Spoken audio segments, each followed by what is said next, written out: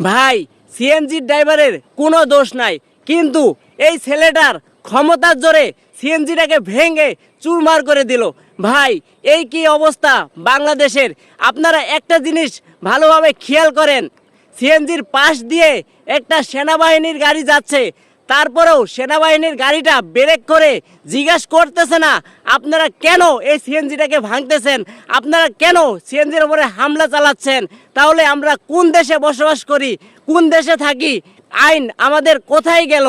আপনারাই বলেন, আপনারাই যুক্তি দেন। আমরা সিএনজি ড্রাইভাররা রাস্তাঘাটে গেলে আমরা কি নিরাপদ নই? তার জন্য আমি প্রত্যেকটা সিএনজির ড্রাইভারকে বলবো, আজকে আপনারা সিএনজির ভিতরে বড় বড় রামদা রাখেন। এইরকম ছেলেরা যখন আপনাদের ওপরে হামলা করবে, তখন আপনারাও তাদের ওপরে হামলা করবেন। তাহলেই দেখবেন আইন আগের জায়গায় চলে আসবে। আমার কথাগুলো ভালো লাগলে অবশ্যই ভিডিওটা শেয়ার করে অন্যকে দেখার সুযোগ করে দিন।